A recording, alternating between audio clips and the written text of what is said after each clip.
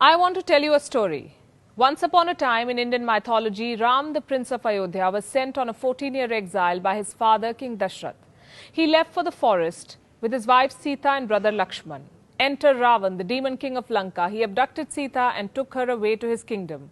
He kept her in the Ashok Vatika. Ram fought Ravan with the help of Hanuman and the Vanar Sena, the monkey army. The devil king was killed and Sita was freed. Ram and Sita returned to Ayodhya after spending 14 years in exile. The people welcomed them with diyas or earthen lamps. The city was lit up in their honor. Today we celebrate this day as Diwali or Deepavali. It marks the return of Lord Ram to Ayodhya. There are also other legends associated with Diwali. It marks the wedding of goddess Lakshmi and Lord Vishnu. Some believe Diwali is a celebration of goddess Lakshmi's birth. Indians also worship Lord Ganesh and goddess Kali on Diwali. The 5-day festivity is celebrated across regions, cultures and religions. Diwali is a festival of light. It is a festival of togetherness. It is also a festival of cleaning up. It is believed that goddess Lakshmi enters the house that is clean and bright. So Diwali automatically becomes India's annual Marie Kondo moment. From shelves to old trunks, gardens and storerooms, everything in our homes is deep cleaned. But somehow, the cleanup is limited to that. It does not extend beyond our shelves into our lives. Why don't we change this in 2020? Hello and welcome to Gravitas Plus. I'm Palki Sharma Upadhyay. Why don't you and I declutter our lives this Diwali? And here's how we do this. First, by deep cleaning. Second, by disposing of things we do not want. Third, by rethinking our priorities. And fourth, by reimagining gifts. Let's start the cleaning. While cleaning your shelves, ask yourselves these questions. How much of what we own do we actually need? How much of what we own do we actually use? How many sets of clothes? How many pairs of shoes? How many bags? Can we do away with some of it? Declutter the wardrobe. Keep what's essential. Give away the rest, and going forward, try embracing this minimalistic approach. It will save you time, space and energy.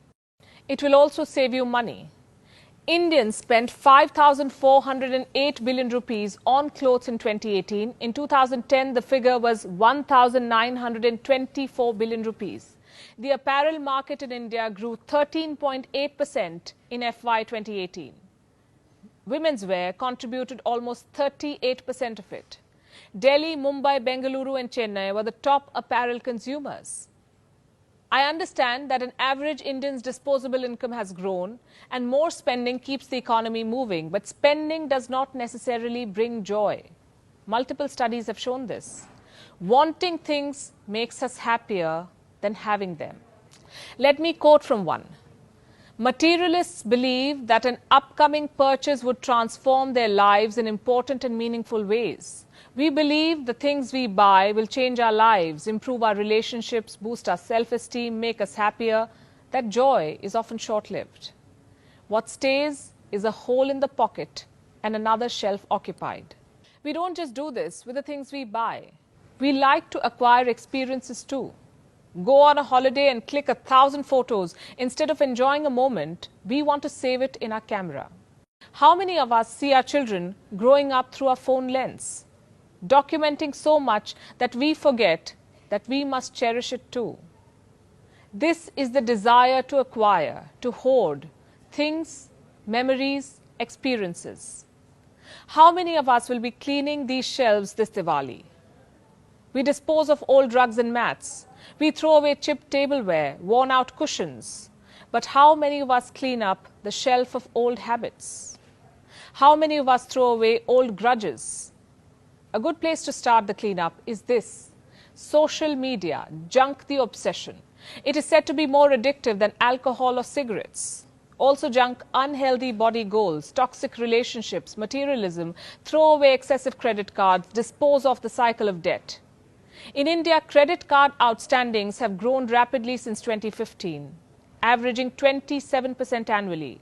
Total household debt per person is more than 16,000 rupees in India. This is as of January 2019. India's household debt stands at 11.3%. The personal debt of Indians is growing faster than their income. Personal loans grew at 17.1% as of 2019. Disposable income 11%. We are spending more than we earn. What about savings? According to an HSBC survey, only 1/3 of Indians save their income regularly. This Diwali, try to clean up your finances. Diwali marks the start of a new financial year for many Indians. Rethink how you spend your money and don't scroll through online shopping platforms. It's not the best way to kill time. Retail therapy is a misnomer.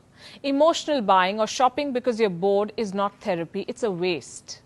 I should tell this to myself first, but no harm in sharing it with you too. Shop wisely and consciously. Think of the consequences, the financial consequences, the environmental consequences. Studies claim that consumer culture is to be blamed for the climate crisis. A survey was conducted in the world's 94 biggest cities. It found that the consumption habits of 700 million people is responsible for 10% of the global greenhouse gases.